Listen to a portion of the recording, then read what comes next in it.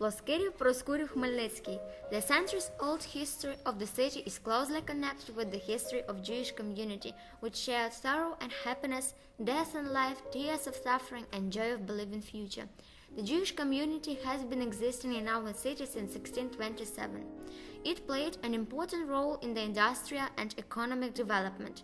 The Jews made 60% of the city population in the second half of the 18th century. At the period of time, 174 of 300 towns buildings belonged to the Jews. The intense growth of the Jewish population was at the beginning and during the First World War. Synagogue, Jewish buildings. Synagogue is a Jewish prayer house where people pray to God. In the 30s of the 20th century, the synagogue became a part of religious buildings in the city. In 1934, only 3 of 19 synagogues in Proskuriv were active: Lach, Zinkovskaya, and Kitsis. Other 16 are listed as non-functioning. It should be noted that many of the buildings created by Jews exist nowadays. These buildings are the former malt factory, which became bakery later. The house was built during the Industrial Revolution of the 18th century.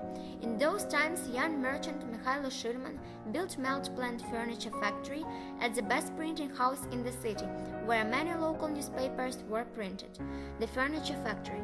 The company was very profitable for Mikhailo Shirman. In short time, he concentrated almost all orders of woodwork and wooden products here, thereby leaving many unemployed carpenters.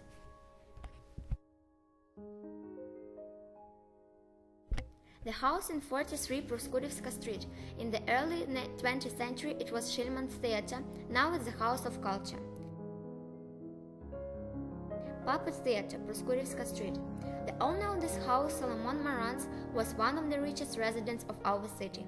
A two-storied mansion built in 1880 was located among lovely gardens. Later, the building was rebuilt several times until it gained its final appearance. Classical architectural forms, jutting main entrance, decorated with 4 columns. At the beginning of 20th century, Marantz gave one part of his house to the needs of the Social Proskuriv Assembly. In the terrible years of Stalinist repression, thousands of innocent people were killed in the cellars of the house. Their remains were found in 1966 during the construction of the nearby Central Department Store. The last century left behind not only beautiful homes, at the same time it's filled with tragic events. There is a monument to the victims of pogroms. On the 15th of February 1919, a Jewish pogrom took place in Proskuriv. Old men, women and children were killed. 1,600 of Jewish people were buried in the same communal grave. In the historical literature, this awful event is often called as Proskuriv bloodbath.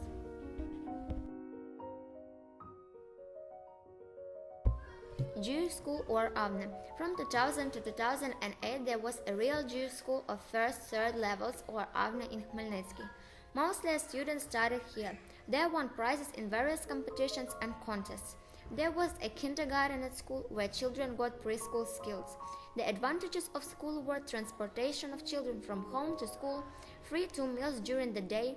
There was a pool at school. The children learned 4 languages: Ukrainian, English, German and Hebrew.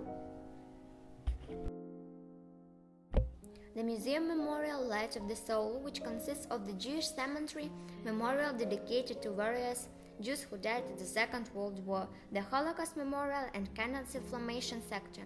In 2003, charitable foundation Hezd Besht started work on the reconstruction of the cemetery and the creation of a new historical museum complex.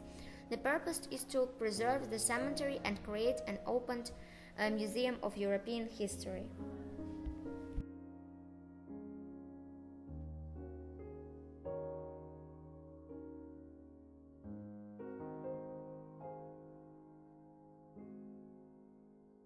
The memorial complex in honor of Holocaust victims was set up by the charitable fund Hezd Besht. It is situated in Sylsko-Hospodarska Street. The construction of complex started in 2010. 8,200 prisoners of Proskuriv ghetto are buried here. They were shot by fascists in autumn 1942. The memorial is a monument which looks like a book of sorrow and 5 graves.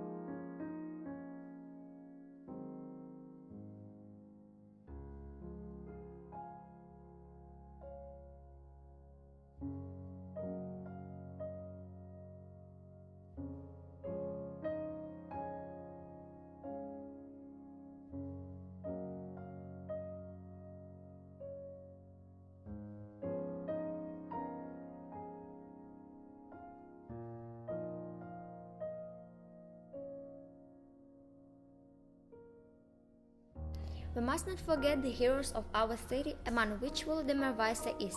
He was born on the 17th of July 1921.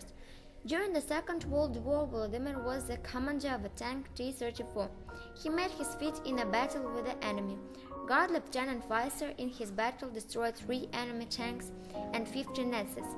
Volodymyr's tank was destroyed by enemy's fire, and Guard Lieutenant Vaisa burned in his tank. He was awarded Hero of the Soviet Union.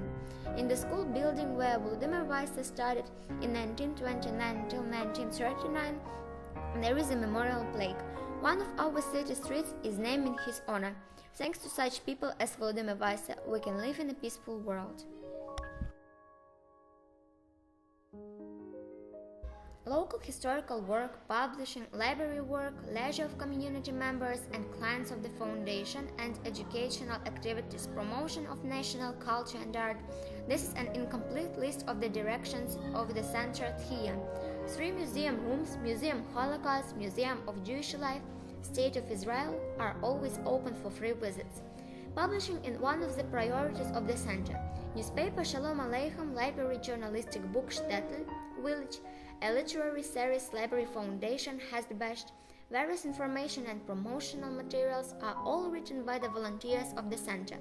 The center organizes events for the community, organizes meetings with the interesting people, lectures, musical and literary evenings, excursions and outings. It also holds roundtables with government officials and the public.